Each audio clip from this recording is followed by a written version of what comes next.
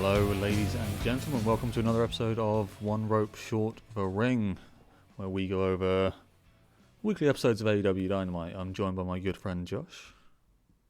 Hello there. Man, you've got to be quicker on this every week. Look, man. All right. My name's Lucas, and we've just got done watching AEW. What do you think, Josh?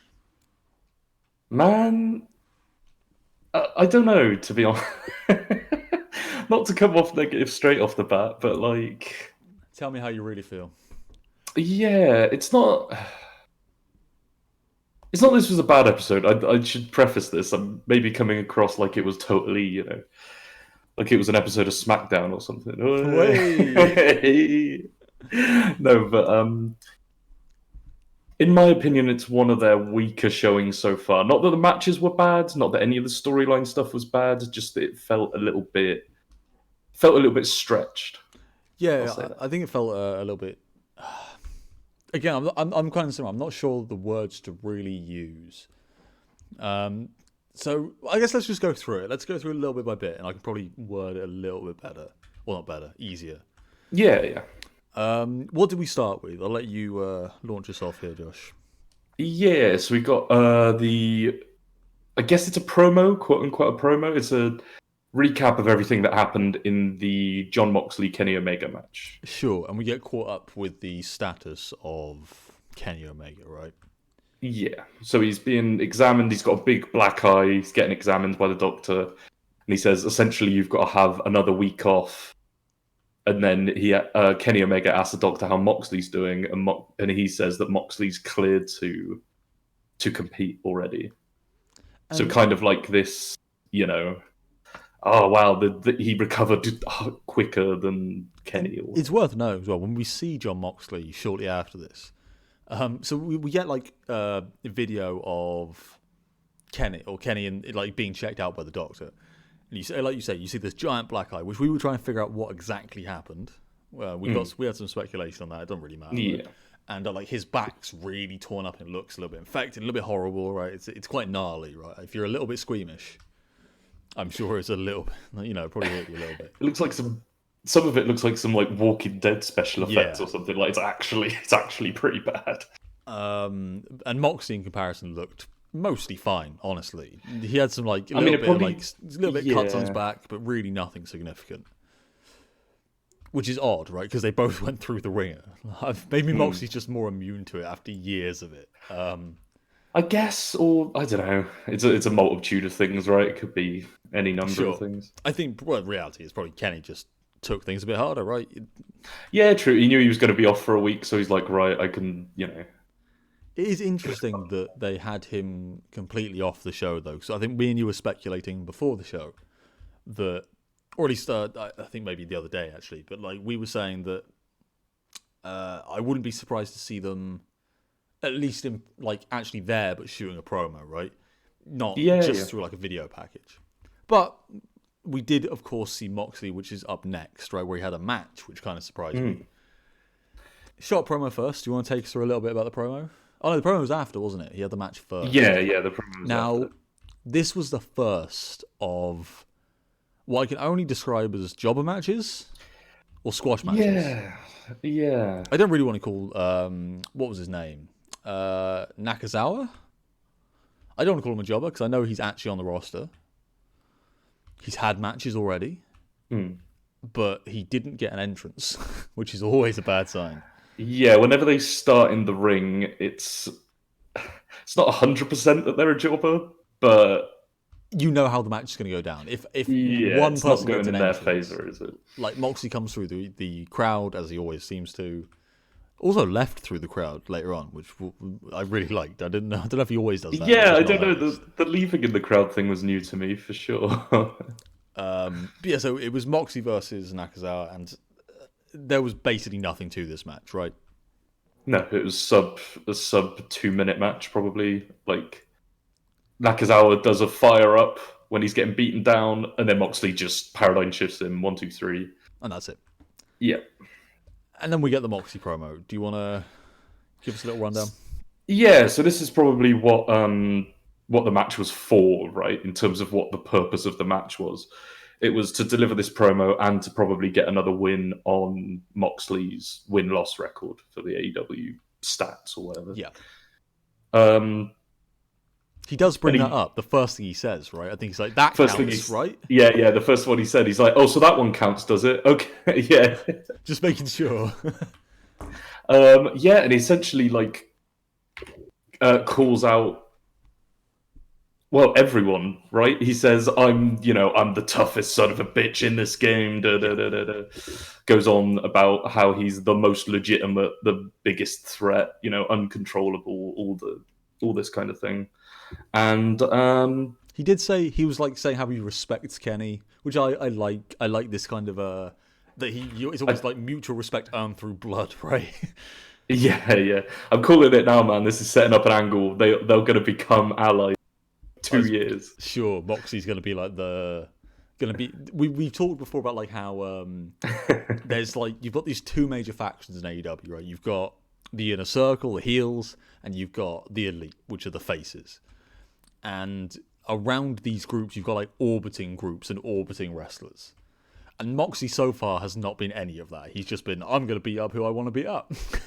Yep, he's been the chaos, which is cool. I like it, but. I think it's turning now to him orbiting. I don't really want to keep using that word, but he's on the periphery of the Elite, right? I think that's where it's going to end up. Yeah. And he opens up like what is essentially an open challenge, right? Yeah. He just calls up everyone and just says, "Anyone want to challenge me?" No, we were sitting there watching it. We were like, "Who's going to come out? Who's going to come out?" No one. And no one does. We do get an answer to it later on, though. We do, which we'll get to later. But yeah, I mean, this was just. I don't know why. Again, I know why they needed a match for this, but I don't know why they wanted to just not have it be a promo, right? Yeah, I'm not entirely. I guess the only reason I can think of is to kind of try and demonstrate that they wanted to have this story that Kenny's not okay and Moxley is, or Moxley's cleared for straight away. Yeah. And the best, there's no really point just having to do a promo. You might as well just have him squash someone to show that he's still 100% or near 100%. I kind of feel sorry for Nakazawa. Yeah, same, but whatever. We'll see where this goes before I start getting too annoyed about it. There's other stuff in the show that I'm a little bit miffed about, so I'm not going to waste energy on this one. What have we got next, Josh?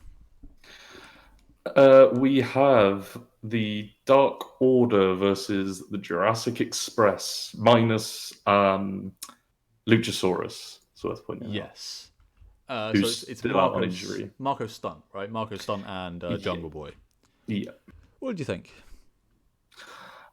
Man, this is going to be the Riho thing all over again, but like Marco Stunt's a little tiny dude. He is. He sure is a little small man.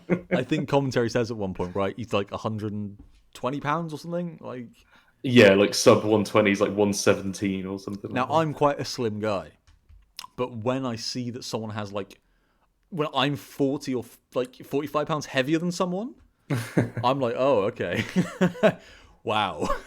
Yeah. It's and I was saying when we were watching it, he makes a Jungle Boy look like a sizable contender, right? He looks like a normal sized dude. This is an actual match, though. Despite our complaints a moment ago, right? About there's a lot of squash matches on this card. These both get entrances. That was a nice start. I don't like Marco Stunt flossing. I don't know if I'm just too old. You're an old grouchy man now, Luke. It's what the kids are into. The kids love it. I know. They love Ninja and they love flossing. Oh, man, it took me a long time to know who Ninja was. That's how I knew I was out of touch. I had to Google it. And I'm like, okay, I guess. You had to Google who Billie Eilish was, to be fair. You had to show. I still don't really know. I know she sings. I saw one video. I was like, I'm out. All right, cool. I'm officially. It's that Simpsons bit, right? It's I used to be with it, and then they changed what with it was, and now what's with it is strange, and it'll happen to you too. Oh god, you're so right. Slowly but surely, I'm getting scared by the way the world goes, and it's just age. Anyway, sorry. Back to this match. Marco Stunt is good. I liked his wrestling. Yeah. He's good. little bit scary that he's gonna get hurt, but he's a fucking wrestler. I'm not gonna keep repeating this worry, right? Now the Dark Order so far, I think we might have spoken about this in we've said it shows, before, but I put them down as almost not jobbers, because that's really unfair, because they have won some matches. They're positive after this, I think, right? And they're 3-2 now. I think so, not 100%. Now, don't get me wrong, when I saw their record was 2-2 when they came out, I don't remember them winning anything, so I'm assuming it's on stuff a while ago. I'm happy they got a win, though, in this one. Yeah, same. Because you can't have them lose against what is effectively Jurassic Express kind of 1.5 strength, right? Without their big power, hot tag wrestler. Are there any spots you want to talk about in this one? Because there's a couple of cool things.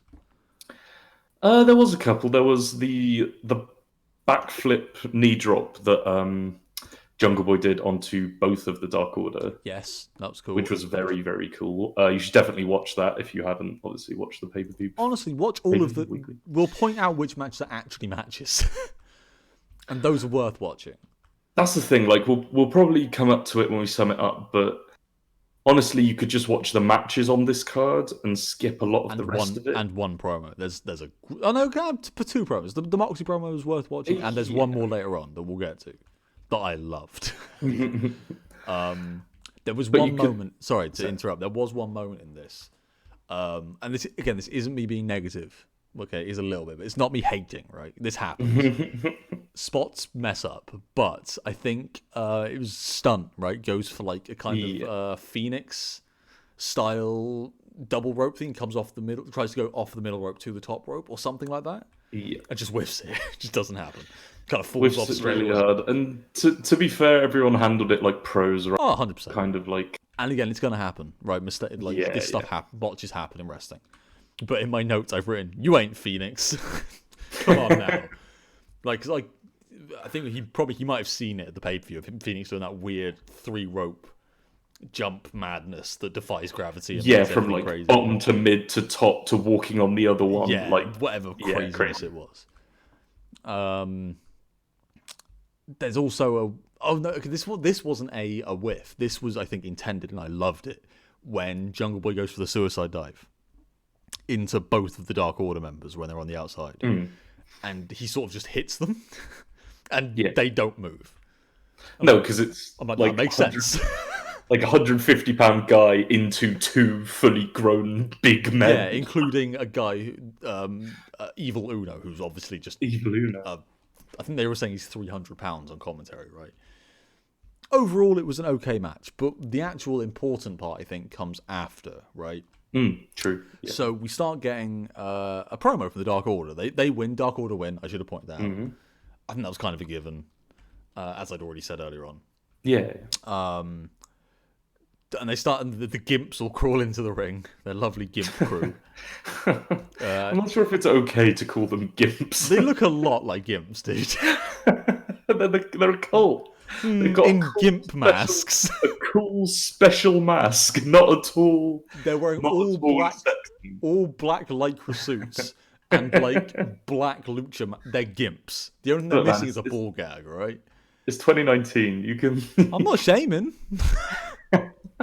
More bad. Look, let's not get too far. Whatever. Okay, all right. So the Gimps climb in the ring. Oh god, yeah. Evil Uno sits on a Gimp like he always does, and he's like shooting a promo at Marco Stunt, right? He's saying like, I've paraphrased this in my notes as "join my Gimp army." He's basically he's holding out a mask. He's like, "I can make you powerful like us," right? Yeah. Jungle Boy jumps in, he rips it out of his hand, holds up like the Luchasaurus mask. He's like, no, he's Jurassic Express or whatever. Evil Uno tells him to put them down. Like he says to all the Gimps just to put him down. And they all just start beating on both of them, right? Yeah. And what do we get next, Josh? We get him back. The pet dinosaur comes back from injury. He is Luchasaurus comes back. And I love it. I love Luchasaurus. Don't get me wrong. Great. I did ask you during the show, and I'm still not entirely convinced what the answer to this is. Are we meant to see him as an actual dinosaur? I think it treads the line. I think in Like in kayfabe, are we meant to like completely suspend disbelief? This man in a mask is actually a dinosaur. Because that's the thing. Like, all his moves are called like dinosaur stuff. Like his big roundhouse kick is called a tail whip. Like they constantly say that Jungle Boy's riding his pet dinosaur Luchasaurus. Like, yes. I don't know. It's really weird, but I love Luchasaurus as a wrestler. I think he's fantastic. I think he's really good. He comes down to the ring. I've got it written in my notes, and you'll know exactly what spot this is. So I've got Gimp Attack, because they all run at Luchasaurus. Then I've got Nasty Bump for a Gimp. Because there's one specific... It's like a boot, right? Yeah.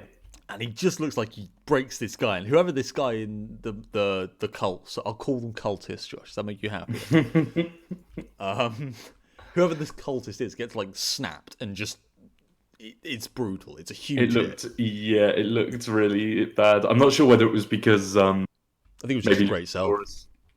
Yeah, he just maybe sold it really strong for Luchasaurus, but it looked, not fun to take. Yeah, so Luchasaurus comes to the ring, saves the other two. Dark Order run away, right? Yep. Pretty standard kind of heel stuff when someone shows up like this. And yeah, we get a big moment of Luchasaurus and everyone celebrating in the ring because Luchasaurus is back, right? Yeah. Now I have a question to do with Jurassic Express, but I will save that for a little bit of a discussion at the end. So what have we got next, Josh? After our feel-good moment of the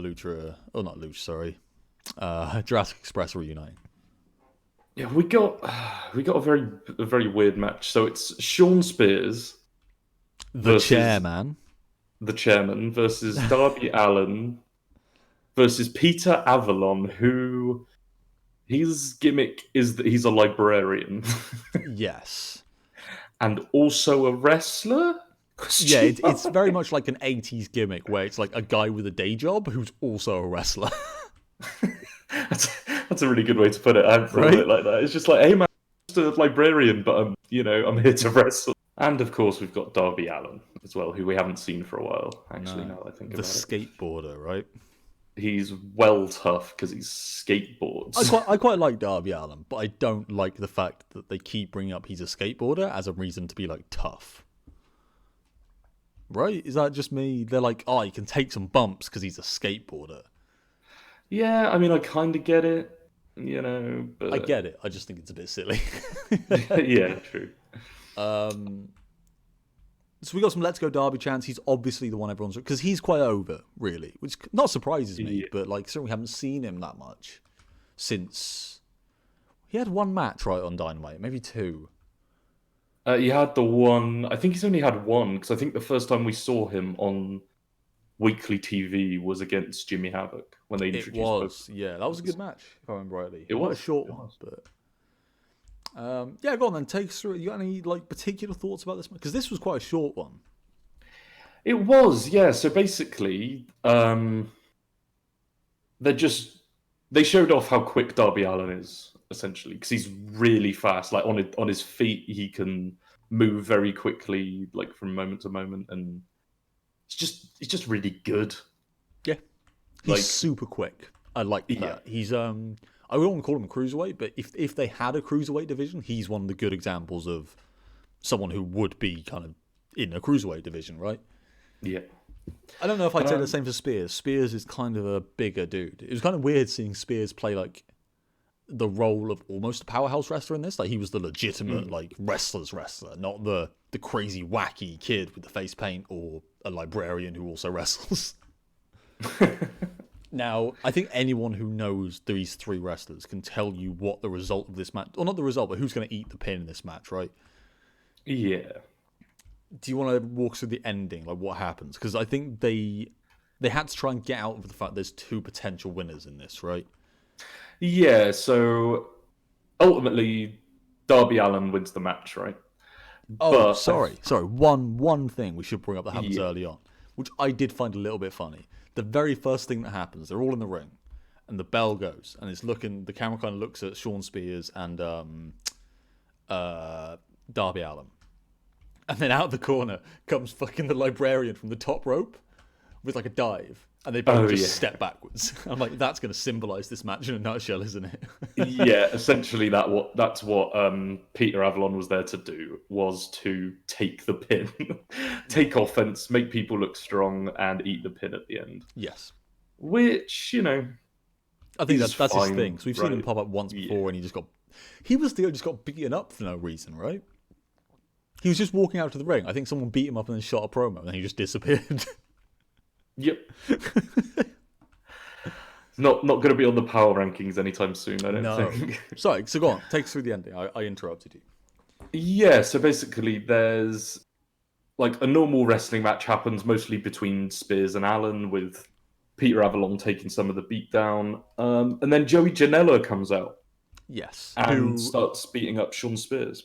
Who obviously, those two had a match at Full Gear, which is... Yeah. Now look, this is one of my complaints. Not complaints. It's one of the things I'm a little bit weird about on this show. A lot of the feuds from Full Gear are still kind of just fully going. And we'll talk about it a little bit more later on. But this is a recurring theme in this show that it almost feels like the pay-per-view didn't solve any feuds. Apart from maybe one. But yeah. So Janela comes out and beats up Spears, which takes him out of the running, right? Yeah, and then Darby Allin lands the coffin drop on Avalon 1, 2, 3. That's it. And then we get Darby Allin. So he gets a mic. And I was expecting someone gives him a mic. A promo, which isn't really what happens. He just looks at the camera and says, I think it's Moxley, I accept, right? Yeah. And I think that's going to be a great feud. Man, if it's a feud. I'm really hyped. If this is a long-term thing, I'm excited for it, honestly. They could put on really stiff match. I think it will. I wonder if it's going to be hardcore, because I'm pretty sure Darby Allin's a hardcore guy on the Indies. I don't know. I'm not overly familiar. Yeah, I think he used to be, because I think that's how they pitched the match he had with Jimmy Havoc as well. Sure. So I'm curious if that. I don't want them to have too many super hardcore matches. So we'll see. I'm excited though, because they're both really good. So I agree. I kind of want I want some matches out of Moxley. Exactly. Well. One part I find interesting is that Darby Allin's record now is, I think, 4-2 or 4-3. He's got a really good record, yeah. Yeah, I'm curious, because they released the power rankings that we found out on this episode. They release them every Friday, right? Yeah. I'm curious because I have a feeling the rankings are going to totally shift after this week's episode. It's going to be again, I want to bring that up again in relation to Jurassic Express as well later on. But yeah, I think Darby's probably going to be in the top 5 now, right? I mean, he kind of has to be if they're doing it based on win-loss. They were quite specific in saying it matters who you win against. So True. I don't know if pinning the librarian really matters, but beating Spears probably does. Sure. Right, I think Spears was 5th or something. Maybe I'm totally imagining that. I think Spears is pretty close to being in the rankings. Yeah, I think he's at least in the running for top 5. But yeah, so we get Darby Allin accepts, and that's it. Again, it was quite a short match. I'd say under 7 minutes. Yeah, unless I'm misremembering. 5-ish. No, like 5 minute probably. What do we have next? So we got a little thing for AEW Dark, basically telling you to watch AEW Dark or Jimmy. Oh yeah, JR threatens to send Tony Schiavone after people. Yeah. I'm like, maybe send Excalibur. He was beating up bloody what's his name? Oh, Jimmy Havoc. Yeah, him and Jimmy Havoc had a backstage fight apparently. I didn't know about this till you told me, but no, apparently Jimmy Havoc got well pissed up and just tried to start on Excalibur. This feels within character for Havoc, right? I'm doing it. I guess, yeah, maybe shit. No, just basically to watch AEW Dark, and I haven't been keeping up with it truthfully, and I probably should from this point onwards. I've been thinking the same. They keep referencing it. They keep referencing it, and a lot of ancillary story stuff seems to happen there. And I think setting up things that haven't made it to the weekly TV show yet. And I think the win-loss counts. I'm not 100%. That's the bit. If it doesn't count, I probably don't really care that much. I'll watch a recap or something. if it counts, I really should watch it because we're doing a podcast about it. I guess I should really watch AEW. That's the thing. Yeah, that's the thing. I feel guilty not. I think more than anything else. And then from that, we get Nyla Rose versus Danny Jordan. And Danny Jordan's already in the ring, so you know what that means. Yep. Also, I tried Googling her during the match. I couldn't find anything. So I'm assuming this probably isn't the name she uses on the... I'm assuming she's a local wrestler or an indie wrestler. Maybe she's signed. Yeah. Maybe I'm totally wrong. Maybe, or she just comes out under a different name, just gets... guess what? This is a jobber match. Yeah, it's a squash match. Yeah. Like, Nyla Rose comes out, absolutely beats the shit out of Danny Jordan, and then walks off again. I'm going to assume they messed up Nyla Rose's graphics. Right? Why? What was they wrong had with it? I don't see it. Her singles record was 2-3 and her overall record was 1-3. Oh yeah, I do remember this. Yeah. Here's my theory on it after thinking about it. I think they've just got mixed up the wrong way around.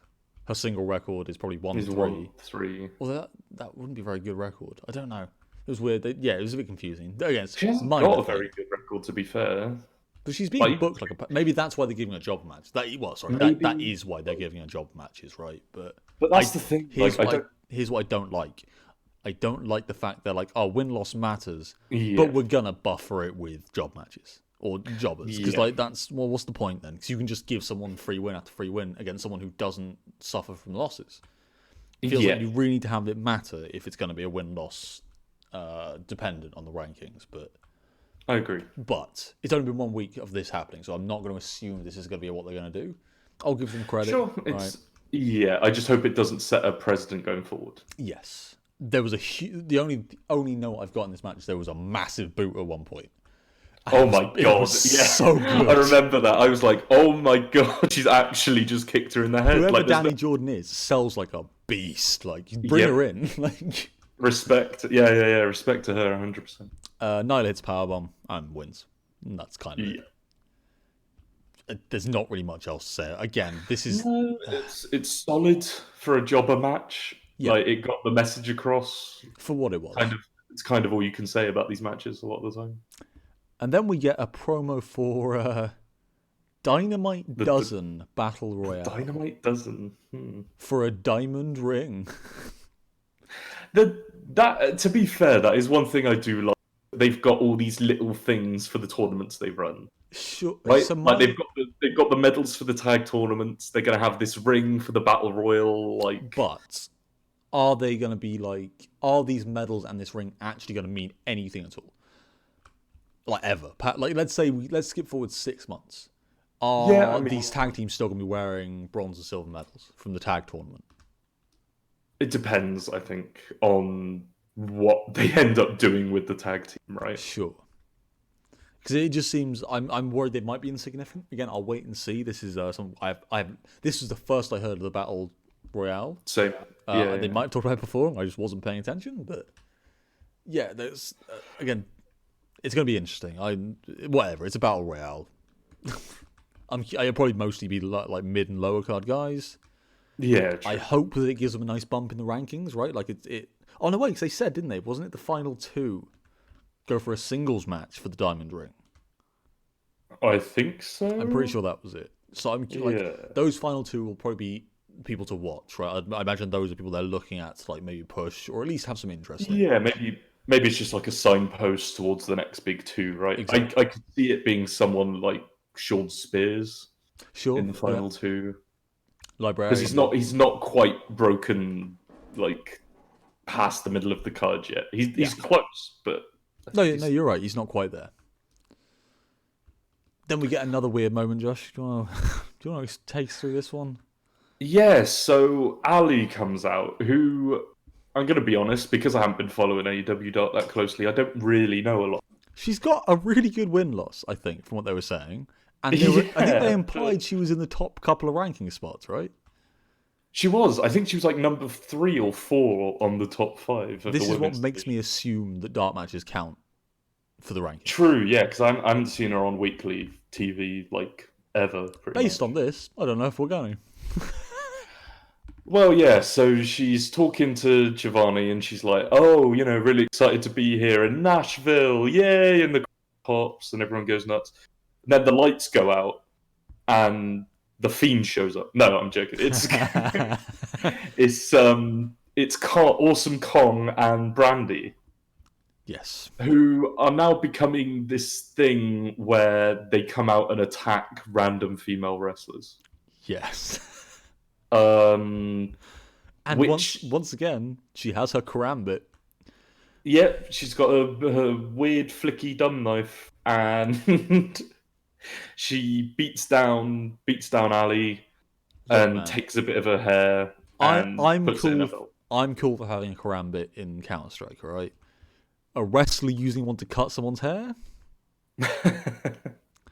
I don't know where this is going. I'm really confused about it. That's the thing. I was going to say I don't mind it being a setup to something, but I need to see the payoff and I need to see it soon. Yes. Yeah. I don't think I can be bothered with another 3 or 4 weeks of this. I think you're going to have to be a part with that. I don't see this happening anytime soon. Because what's she going to do? Maybe feud with Riho? No, I think, but I want imagine. But I want there to be even if it's just a promo to set up why they're doing this. Sure. Because we don't have any reason for this other than she's a big monster. The first promo with Brandy seemed to. I'm really confused about this Brandy turn. I don't get it. She's a warlock. Yeah, but it came out of nowhere. She just beat up Hater backstage, and suddenly she's a witch that controls Kong. Right? That's what this is. It's because of her haters, man. Her haters. Do you think? I've just thought about it. Right. Do you think that she's collecting hair to make a cult, and she'll have control over the people whose hair she's got? Control over the mid card. She's going to be because all of the people she's taken hair from haven't been top contenders, right? They've all been pretty mid card. Maybe I've been a bit. I think that maybe has more to do with Kong having to beat them down first. Sure, although because if Kong just came out and beat down Riho and then took some of Riho's hair, imagine. Yeah, just power bombs her through the. It's weird. I'm just expecting at some point to have a promo with Kong and Brandy backstage around a cauldron, and they're putting all the hair in it, and because probably we've absorbed the power. She's like Sylar. Is that what you're saying? Yeah, exactly. Right. I don't know where this is. Maybe at some point she'll just cut someone's head off with a karambit, and we'll really go into this is mature wrestling, right? Yeah, it started out as a shoot, but now it started out as a work, but now it's a shoot. It's weird. I'll wait and see. I'm not against I'll reserve judgment until we know where it's going. Exactly. Yeah, that's probably a better. That's what I was. Well, now we get into a really good set. This is where I was. This really made me happy. So we get Jericho coming out, right? El Champion. Look, man, I think JR calls him the champion at some point here. I'm just happy he got both of the words coherent. I'm well done, JR. Those are two of the correct words, not necessarily. It's not what everyone's calling him, but so far he's either called him El Champion, or the Champione. JR, you're picking one word from both ways, and it doesn't work. I love you, JR, but sort it out. Come on. I'm so happy Siobhan is back after that bloody pay-per-view. It feels like he's the spirit guide, right? In this fever, keeping the two fucking lunatics in check, so it doesn't just go off the rails. So Jericho comes out, and I'll kind of walk you through this promo a little bit. He's saying, "I demand a thank you from everyone who works at AEW." From the back office, the side office. Yep. The crowd starts saying thank you, and he's what does he? How does he reply to this? I want thank yous from people that matter, not jackasses from Nashville. That's so good. Man, he's so good. He calls Cody a entitled millennial son of a bitch again. That's the thing. And then it cuts to what looks like a millennial girl in the crowd going, "Yeah, you're right." Yeah, going, yeah. Continues to kind of just shit on everyone, basically. And then the lights drop. Right? And we get Cody's music. Cody's music hits. And me and you were sitting there. And by the way, this is the moment we kind of realised that Cody's the only person that comes out the floor and the only person who has the entire stage move for him. Yeah, that's the thing. Everyone else just comes out the tunnels to the left and right, but the literal middle of the stage open up. So yeah, the music hits, and the smoke's there, right? You can see someone's head coming up. You're like, okay, it's Cody. And it's not. We've been duped. It's goddamn MJF. Oh, this man. I love MJF so much. He's really good. Comes down to the ring. Huge boos, right? Got some asshole chants. Lots of booing. And he starts shooting a promo against Cody. He's like, hang on, Jericho. You can carry on in a minute. I'm going to say something. He's like, Cody's the real villain here. He doesn't care about any of you. He only cares about himself. He's in my room he's in my living room every week. I know the real Cody, right? All this sort of stuff. He was my mentor, or wanted to be my mentor. And he calls him, I think, a liar, a user and abuser. All this, again, he's just burying Cody. Yeah. Who, by the way, my only criticism of this promo is I still don't quite know why he kicked him in the dick. I get that you don't like him, but I'm curious what was the event that actually turned you, right? Not there has to be one, but I guess he just got given an opportunity, right, to take his revenge. Or sure, I guess, but MJF has also come out and saved him. Well, it's not really criticism. I'm sure it'll become more clear. Sure. And then we get obviously some bullshit chants, I should point out, right? The crowds are not with this. The crowd it's real heat. People do not. I love him. I'm a mark. I just cheer for heels. I'm that dickhead. Jericho's kind of nodding along. He's like, yeah, you're right. He's right. Yeah. Yeah. And Cody is a horrible human being, right? All this sort of stuff. And MJF ends up, I think, by saying, like, you're looking at the new face of the company, right? And then we get one of the better moments of, I think MJF looks at Jericho and goes, a little birdie told me you want me to join the inner circle. Now, we speculated about this on our pay-per-view show, right? We were like, what's going to come of this? And Jericho's like, oh yeah, well, little birdie told me you want to join the inner circle. And yeah, they just go back and forth saying that over and over again. No, it's like, well, do you want me to join? Well, do you want to join? Well, do you want me to join? Well, do you want to join? Well, do you want to join? Yeah. And, like, he just keeps going. And it's great. After they kind of break out of this, Maxwell calls it the inner circle jerk. He's like, sorry, Freudian slip, right? He does compliment Jericho. It's a really weird promo. Like, he's kind of complimenting. He's like, you will be on my Mount Rushmore of wrestlers, but you're a jerk. No, he said you'd be on my third or fourth iteration of that's the fine. Mount Rushmore. Dude, that's fine. That's what, top 12 wrestlers of all time? That's fine. Jericho seems to take it on the chin. Even he was like, yeah, fair enough. What was it? I think, was it MJF? Or was it Jericho that called everyone inbred white trash redneck hicks? No, that was MJ. That's more MJF. Yeah, he just more because they're in Nashville, right? It's more redneck heat. He's just like, you're all rednecks. They're like, boo, no, we're not. Yeah. And then we get the moment where now this is a repeat of a Kevin Owens.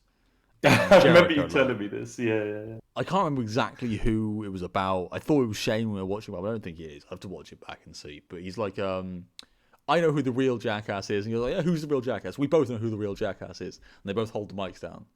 And they both go, it's Cody. And then they just burst out laughing, right? They both agree that it's Cody who's the ass. They hug, they laugh, and they're like, yeah, Cody's. Yeah. They hug it out. So this is, again, I'll say about like orbiting people around the fact I don't think MJF's going to join the inner circle. Well, maybe not yet anyway. I do think he's going to be around it though. Especially because of what we see afterwards, right? Yes. Yeah. Do you want to take us through the second half of this this event, Josh? Yeah, sure. So actual factual Cody Rhodes ends up coming out. With no entrance. He does entrance. He just walks out. He just starts walking out. Because he's not cleared, right? He's still got the nasty stuff above his eye. He's got like half a black eye. He's not cleared to compete or whatever. Yeah. So he starts strolling out. Security tried to stop him. he rushes past security and goes to attack MJF and Jericho. So he's attacking them, and he's doing quite well. He's beating up another. Again, not throwing anyone under the bus. Another bit of a whiff here, right, with the scoop slam. Cody goes for the scoop slam, it just doesn't really work. I'm not sure whose fault that was. I'm not going to say. I don't think it's anyone's fault, right? No. Whenever I point out that things go wrong, it's not from a point of like criticizing, because I realise how hard wrestling is. Yeah, but I think it's worth pointing out it happens, right? Again, sure. Sorry, carry on. So he's beating both of them up, and then this unknown figure comes out, right? Yes. In a waistcoat with a tie on and a shirt on and stuff, and it's Wardlow. Yeah, now I was really confused for a second until I remembered the Wardlow promos that we've been having. Yeah. We haven't had him for a couple of weeks, right? No, it might have been on Dark more. Sure, again, we probably should be watching Dark. Yeah. So we get this sort of him beating everyone up, and I remember thinking, I was like, oh, it's the guy who lifts weights. That's all I remember. Weightlifting guy. It's the guy who was like, I'm big and strong and lift weights in my gym. Like, okay. Hashtag Wardlow is coming. Yes. And apparently he's coming to help MJF, and he beats up both. He like hangs Cody over like the side of the ring with a tie, right? Yeah. So he beats down Cody. And then starts to hang him over the side, and like refs are trying to get him off, and security end up breaking it up. And it also busts open Cody's cut on his eyebrow. Starts bleeding. I'm not exactly sure how that happens, to be honest, but it just happens, I guess. Right, stitching. Yeah. There's a reason you're not cleared if you've got nasty stitches. Yeah. I've just got Wardlow tries to kill Cody? ? Because like there's a section where MJF looks at Wardlow, looks at Cody, and then just makes a ringing.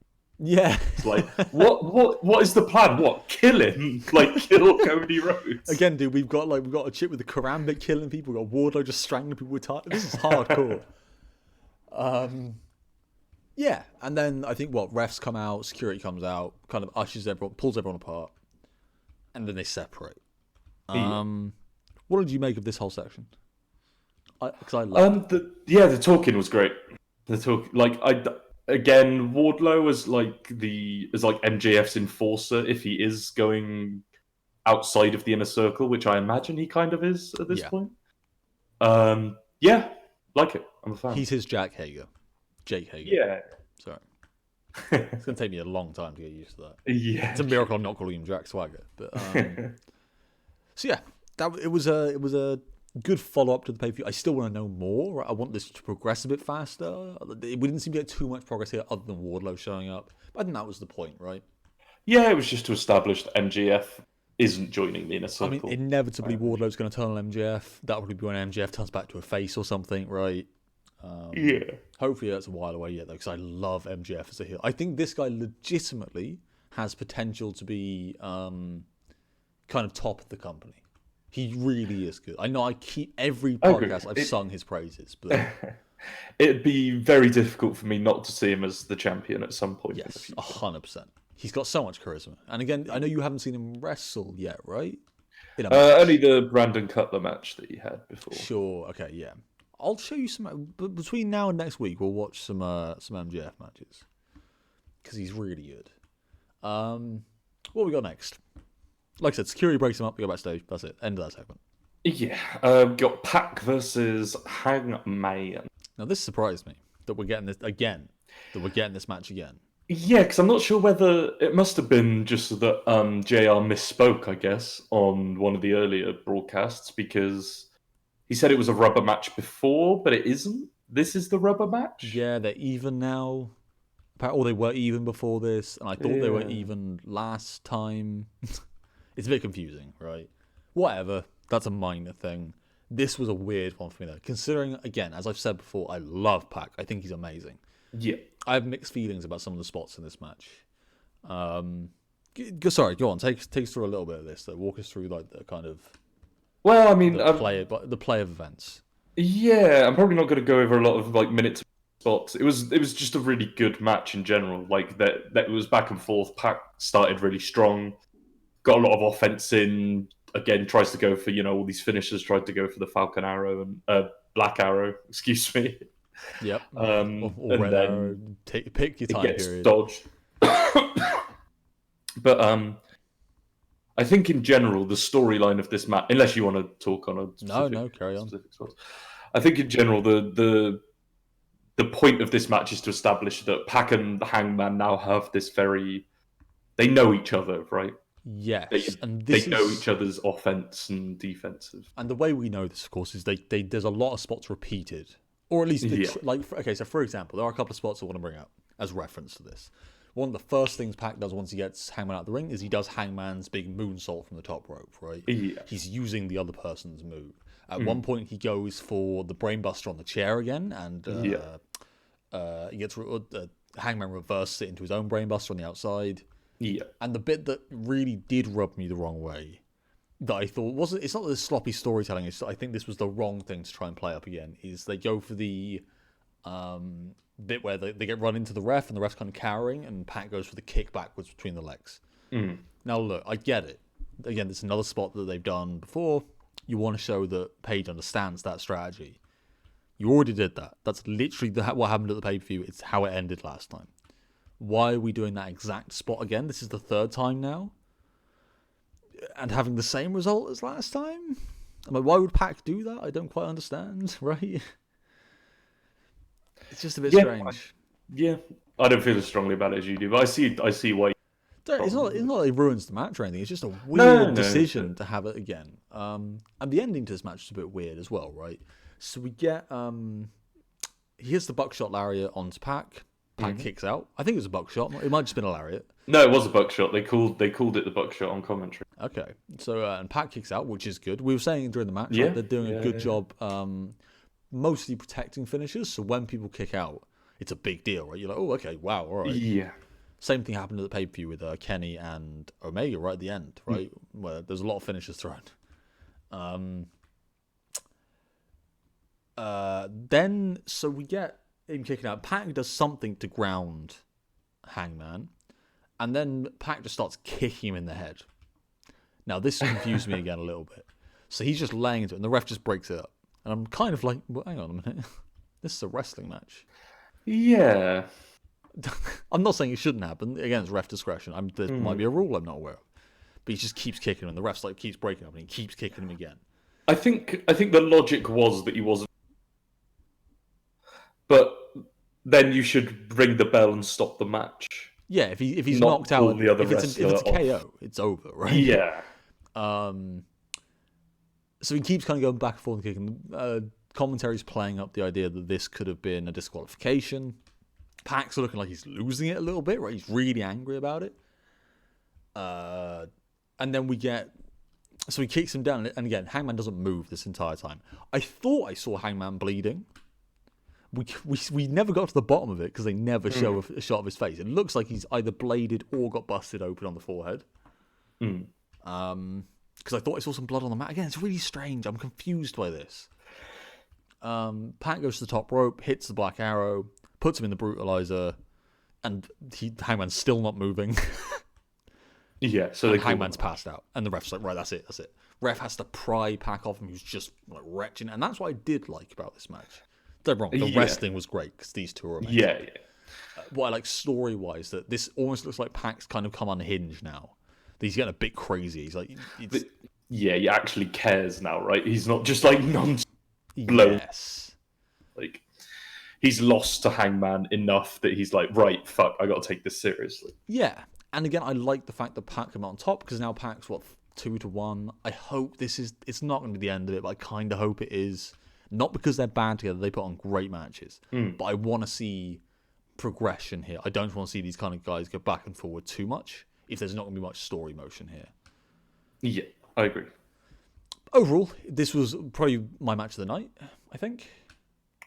Yeah. We'll talk about that in a little bit, but let's fly through this next section because this is a strange one. I'll let you take the. I've got next to nothing to say about this next section, to be honest with But do you want to describe what it was? Sure, it's because this is strange. So originally, what you expect from the way the show's running and how they've announced everything is the last match is going to be Sammy Guevara and Jericho versus SCU. Yes. So they start the commentary starts introducing this match, but then it cuts to backstage, and the Young Bucks and Santana Ortiz, Proud and Powerful, are just brawling.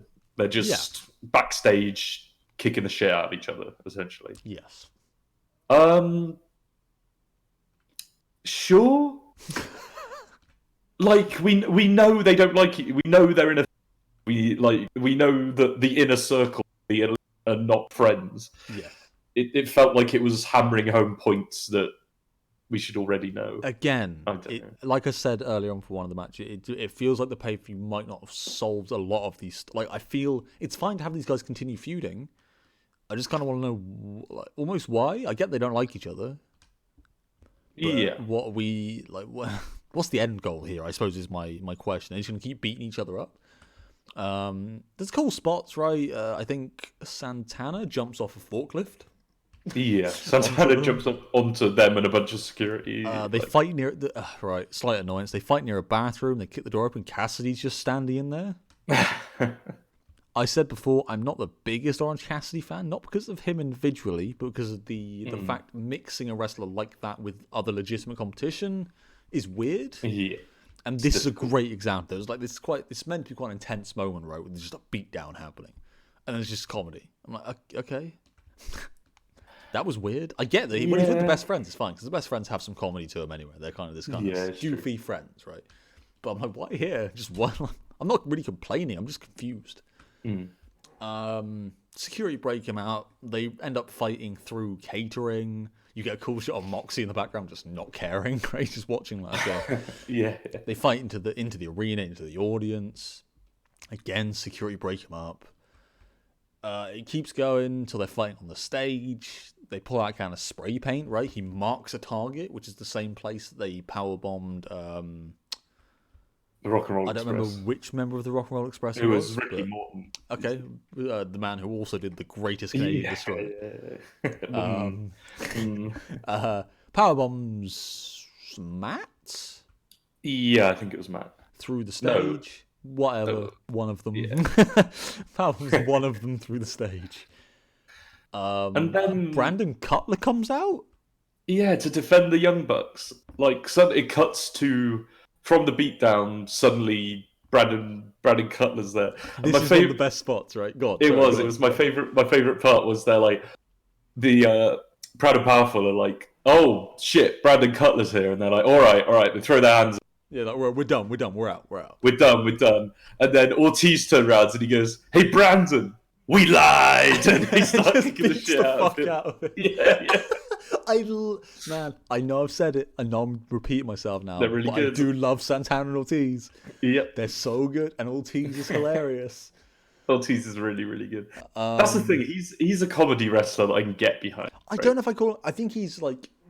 I wouldn't describe him as comedy. I think they are serious... They have credibility. He seems dangerous. They do. But he's quite funny at times. He's funny. That's the thing. Like, in the it's same not way a comedy MJF, gimmick. MJF is funny, right? Again, but he's not a parody, if that makes sense. I think that's, again, not to complain about Orange Cassidy, but I'm going to compare him to Orange Cassidy. Orange Cassidy seems like almost a parody of wrestling, and that's the character. I get it's intentional, but that's why it has different effects on the dynamic. Like we were calling it the pay-per-view, right? Where he's like, I'm a genius. Yeah. And like he's like when he does something at pay-per-view, he's like, I've got ideas, and just starts pointing at his head. I love it. He's just it's great character work. Then the weird part happens, right? Well, Private Party also come out to defend the Young Bucks. Why? For a grand total of about 15 seconds. Then it cuts to a graphic of Private Party versus Proud and Powerful next week. Yeah. Also, Private Party's trainer died. Not died, got killed, which I'm worried about them specifying. Did they say that? I didn't notice. They said specifically got killed in New York, which obviously... Are we gonna have Santana... Like, No, look, if this is real, if this is not kayfabe, I think it's real. It's very tragic. It's very sad, right? Yeah. Outside of all this, but I don't. Man, I hope they don't run it as an angle. I kind of hope they do. Oh my god. I don't think they will. If it's real and he got like murdered or something, they're not going to play it because it's so not okay in terms of taste. Yeah. But just imagine the alternate universe where Santana again. This is adult wrestling. We've got murders happening. We've got Cody being choked out. Some girl with a knife. Now Santana and Ortiz are just like drive-bying a trainer of the enemy team. Oh my god. I'm in. He's just like, I'm a genius. It's like a Mac 10, right? Christ. Oh, that's maybe too much. I'm sorry. Again, it's very tragic. But I'm curious why it's because here's the weird thing. They brought it up. They were like, they said he died, and then they were like, so they want to not avenge him, but like. They want to have a good match to, commemorate their trainer. Yeah. But I don't know why you needed them to come out and randomly get involved in this to have that. It was just really strange. I don't know why this whole thing needed to happen. Yeah. Me and you assumed it was to fill time. Right? Yeah. But again, whatever. I'm not going to keep going into it. I want to know where this is going because I'm a little bit worried this is just, okay, no, they're still feuding. Or maybe they're not and this was the end of it. But I'm like, wondering why do it? And why are they fighting private? But whatever. I'm repeating myself now. Last match. Go on. What we got? So last match is the announced match. It's Sammy Guevara, Chris Jericho versus SCU. Quite a good match all round, I think, this one. Really good. Scorpio Sky continues to impress me every week. He's great. He's winning me over a lot. Not the other two in SCU are not good. They are perfectly passable wrestlers. But as someone who didn't know anything about these guys before this, Scorpio Sky's the standout to me. I think he's got potential as a real, again, like a single star, like someone who really kind of pushed on his own. He feels younger than the other two as well, and you brought up the fact he might have been not put with them, but that he might be the kind of younger blood, and the other two are almost the mentor figures. I have no idea about the relationship. Again, it's empty speculation on my part. I could be totally wrong, but it feels like Scorpio Sky's the athletic dude, right? It's why Sammy Guevara put with Jericho in all these matches. It's the same reason, right? You've got the one guy that can go and do a load of wrestling. That's not saying the other. They can all go. Oh, totally. Right. Not saying they're Ric Flair stumbling around the ring. But... Wow. What? Ric Flair could probably still put on a 5-star match. God damn. 5-star? 5 stars. I'm sick. Look, man, I'm sick by that statement because I'm never going to get proven wrong. Well, him and Hulk are going to have a match, right? Oh God, I forgot that. All right, let's not get into this. Yeah, Jesus. But yeah, Sammy Guevara Jericho versus SCU. Watch this match in general. It's a really good back and forth. The regular ring politics comes into it, right? Keeping Sammy away from Jericho. We do get Hager out as a third member because I think because there's 3 SCU members. Now that kind of means there's guaranteed to be interference, which there is at some point. Yeah, the problem is with Hager at the minute is just that every time he comes out, you're like, well, he's going to clothesline someone when the ref isn't looking, and that might decide the match, or it might just help Jericho out. It's getting kind of tiresome at the minute, truthfully. I don't see it as again, it's one of these weird ones that it's too early to know if it's a really recurring theme. But and to be fair, it's a heel thing, right? It's meant to be a little bit frustrating. We're meant to see Hager and be like, oh Christ, here we go. He's just going to not ruin this match, but he's going to interfere. He's going to make it not a pure wrestling match. Again, it's the point. So we did point out we did talk about this during the show. Are they ever going to have Hager have a match? Is he even on the roster officially? Yeah, he's not currently, I don't think, because he hasn't got a record. He hasn't had a match. I love the idea again that he's just got a simple Jack who showed up one day and Jericho's too scared to tell him to go away because he'll beat him up. But yeah, so he comes out and interrupts a lot, but it's kind of fine, I guess, right? Yeah, totally. I've never minded the heel muscle, right? No, it's a good way to get dirty wins. He's a really good pick for. I think we said this when he first popped up. But he's the thing I love about him is that in WWE he wasn't the biggest guy. He was quite a lanky, broad guy, right? He was tall. But in AEW, because AEW is not obsessed with 9 foot tall people, he's massive and he looks really threatening. So he's like a very legitimate muscle kind of bruiser, right? He looks really scary. Yeah. One thing I noted in this was Scorpio Sky is the hot tag for this match, right? So he gets in and he just starts hitting people with cutters. Yeah. And he hits a really brutal cutter on Sammy. And Sammy's amazing at selling this. He kind of just spikes himself, right? Probably my favourite move of this. It's weird. It almost looked like he was... Like, the way he sold it, it almost looked like it was a DDT, right? Like, he landed on the top of his head and flipped onto his back. I loved it. I think it's great. I'm going to complain about this.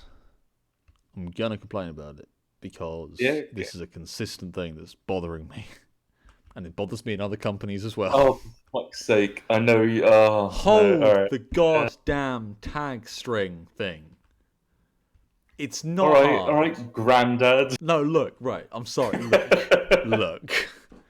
It's fine. If you don't want to have that rule, I'm totally okay with it not being there. It's a weird... Well, not a weird rule. I understand it, but it's not a necessary rule, right? Don't have the string there and not hold it. Get rid of the string. Even Jericho's not doing it. And it's triggering me so much. Every week I see the rope just hang. Jericho is particularly not bad for doing it. I'm like, Jericho, you're like a 30-year veteran. Like, you know better. Hold the rope. It's a minor thing. I'm not saying it's my pet peeve so far. If you were in the room watching it with Luke, it would not come across as a minor thing. I get every time it's hold the goddamn rope. It's not hard. Even I know to hold the rope. Oh god! You could just have it so they have to be in the corner, or they have to be touching. Like, look, man. No one cares. I'm sorry, Luke. I know care. Cornette cares. Damn it! I'm gonna get Cornette. I'm gonna tweet him. I'm like, Cornette, do you care about this? My flatmate says I shouldn't care. God, I'm gonna bring him on the show. I'll pay Cornette's fees. We'll get him on the damn podcast. Just to tell you. Say like, yeah, you should hold on to the rope. Okay, that's all the time we can afford. Thanks, Cornette. Also, the ending to this. Yeah, that's really the craziest part to me, to be honest. So we get a code breaker, I think, first on Scorpio Sky, right? Yep. Sky kicks out of it. Big enough on its own. Yeah. Then we get a roll up into a small package from Scorpio Sky onto Jericho and pins him. Pins him clean. 1, 2, 3. Like the reason this is interesting is because this is Jericho's first pin. He hasn't been pinned in AEW yet. And I'm really curious that it's really interesting to me they gave it to Scorpio Sky. Not in a bad way. That's the thing that... No, totally. But like, again, it's what lends kind of legitimacy to us thinking that he might be a single star in the future, right? Yes. Because he can use that solely on its own as a platform. Just say like, I pinned Jericho. I was the first man to pin Jericho. Exactly. Right. And Jericho has a tantrum. Just flips out. It's really weird because he... Like, the culmination of this tantrum, he, like, throws a chair into the ring, like, wrecks the timekeeper's area, but then he gets one of the crowd barriers, puts it up against the ring, and then just starts hitting it with a chair. I loved it. It was like a teenage, like, or like, you know... It wasn't even a teenage, it was a toddler. It was a toddler tantrum. It was just getting stuff and hitting other stuff. I loved it. I thought it was great. I'm curious where it goes. I'm like, cause they have to mention this, right? This is his first pin. I also wonder, maybe it's not as big as we're making out, but like to have that be his first pin is kind of crazy to me. So like, I said to you after it ended that I think it was a really smart decision because if it goes on for much longer, it becomes a thing, right? That Jericho's undefeated. True. And so I'm going to make a WWE comparison very quickly.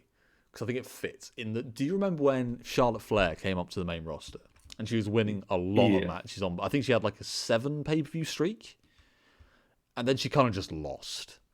Right? I don't remember who it was to. It was kind of an inconsequential match, I think. She just kind of lost, and they did that for the same reason, I think. In that if you keep allowing it to become a spree, the person who beats you has to really matter.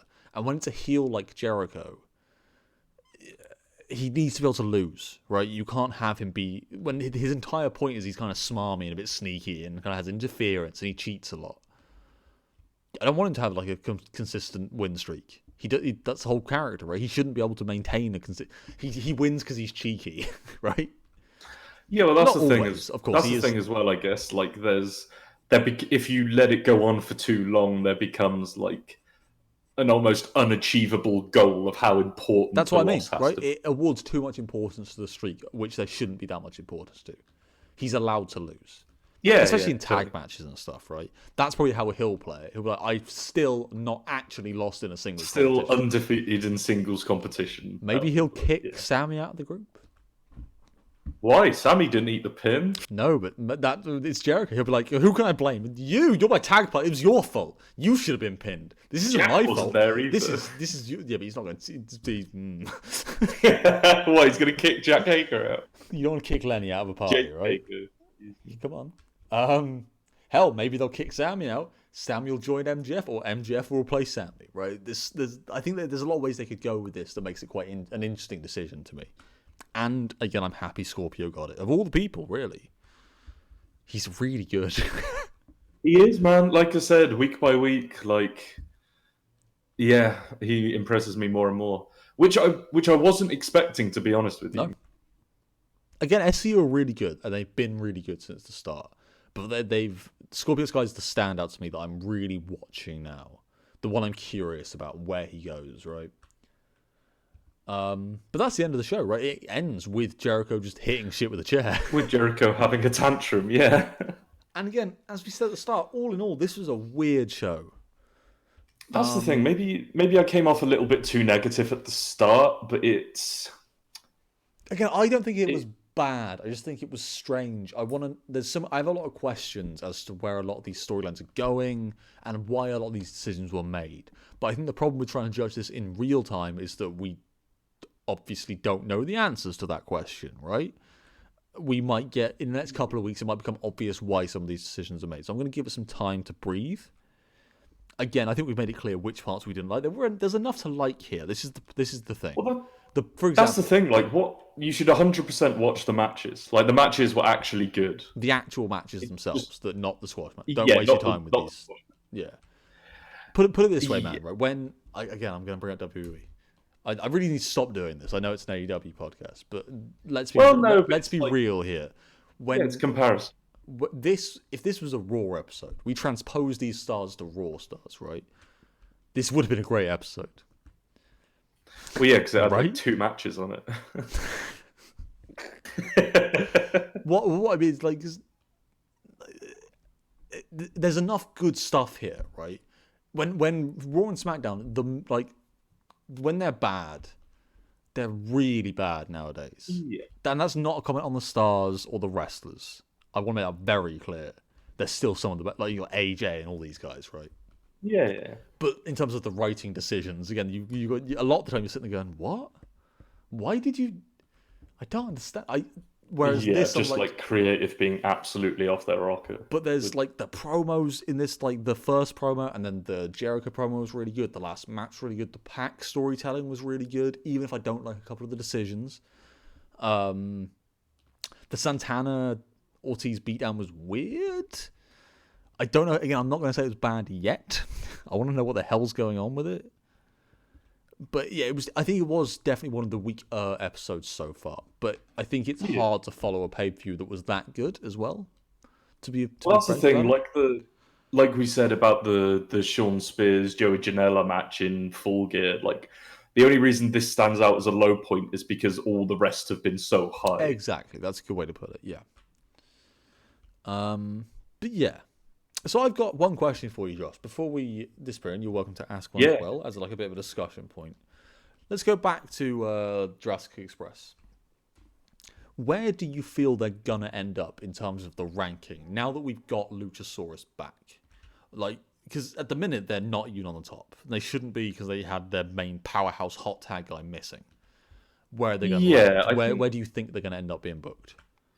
I think I remember. I think I said at the time that I think they're never going to be at the same. Well, that's a lie. I don't want to say that, but I think the gimmick would hold them back from being on the same level as like Lucha Brothers and the Young Bucks specifically. Sure. So like being top and SCU, like the top kind of 3 tag teams. That said, But though, I could see them changing places with Private Party, Best Friends, yes, like all these kind of other tag teams. I think they're definitely gonna have a run at some point because they're really over. Oh, for sure. Right? They're gonna be champs at some point. I could almost like the problem I have with saying the gimmick my whole, and I think don't be wrong. I think I agreed with you at the time. And I do still agree. But when I try and think of comparison again, I'm going to use WWE as a reference point. They almost run with the New Day sort of stuff where it's very goofy, but at the same time, the wrestlers are really good. So you can kind of justify having them for sure. Long-term champions. I agree with that. I'd imagine it might also matter the metrics of who likes them, right? I remember we heard rumblings that Riho was really popular with like younger girl audiences, which is why they're pushing her a lot, which is fine because she's really good, right? I'm curious if Luchasaurus, for example, is really popular with kids. Maybe that's the thing they'll do. I don't know if that's how they're booking it. I've got no idea. But maybe they are popular with kids, right? Like maybe the Jurassic Express are huge. I honestly have very few ways of knowing. As we've already established with the flossing stuff and Ninja, and I have zero fucking perspective. I'm too old. I'd like them anyway. I'm in for it. Yeah. Don't get me wrong. I'm more in touch than Luke is, but maybe not. Yeah, I've somewhat intentionally disconnected myself from most of this pop culture stuff, but I'm not going to start rambling about that right now. Have you got anything you want to talk about? Any sort of like thing you want to bring up, or? I'm kind of weirded out. Not weirded out. That's totally the wrong word. But I'm wondering where the rest of the women's division is going currently, and I don't know if you've got any opinions on it, because we've got Riho as the top star, right? And we've got Sakura, who's obviously still going to be there after her loss at Full Gear. Spoilers. But I don't know where everyone else kind of sits in terms of... Josh, you should make Jamie Hayter top star. That's what we should do. Look, man. Win everything. Why is that? Like... No reason. She just win everything. Oh yeah. She's just really good in the ring. She is, to be fair. I know. Yeah, she actually is. That's not even a... Actually, that's one thing we've talked about. Like, there was a comment by Brandy recently saying that if she could have one star from WWE, I think she said it was Alexa Bliss, right? And I was saying to you when we were watching this, I think she'd actually fit in really well because they don't have that type of a heel yet. And now I'm thinking about it. Jamie Hayter does somewhat remind me in this kind of like real shit posting, sort of like, again, all like when she's taunting while she's in the ring, and all the weird, like she's doing like the wet willies and stuff, all this sort of weirdness. I think they need that sort of figure, whoever it is, whoever it ends up being. Because we've got the muscle, right? You've got obviously Kong's going to be a big part of the women's division. Sakura, I'd like to still say should be part of it, right? She's really good. I'd be interested to see how she does with other people. Yeah, like outside of Riho, like maybe we've had a very not tainted, but a very she's got like a bit of a leg up by being against a person she's wrestled so many times, right? I don't know what Nyla Rose. I don't know. The women's division is in a weird place for me in my head because they're all really good, but I have no idea what shape it's going to be in say 6 months. Whereas the tag team and single star, I can probably tell you where I think the rankings are roughly going to be in 6 months, or at least who's going to be in the top 10. Right, that could be quite easy. Yeah. Maybe we should do a separate video on something like that. Right, we should give a prediction for like a year off or something. But the women's division really is very. Not a lot of them got that many wins, right? When I look at the rankings for them, I'm kind of like, okay, I didn't expect them to be there, but it's because most of them only got 1 or 2 wins. They've been very spread out. I've got nothing else to say, though. I think we'll call it there, right? Yeah, again, just interested to see where it all goes, how it all pans out. Yep. We will see you all next week, I'm sure, for our usual episode of AEW, or One Rope Short of a Ring, sorry. If you got any comments, questions, all that sort of good stuff, just whack them in the comments or whatever. We'll get to them, I'm sure. Yeah, definitely. And we'll see you next week. See you soon. Peace. Thank you for listening to this episode of One Rope Short of a Ring. You can find us on Patreon at Into the Mountains, on Twitter at MountainsPod, and on YouTube, which is Into the Mountains Media, for more content like this and our other upcoming podcasts.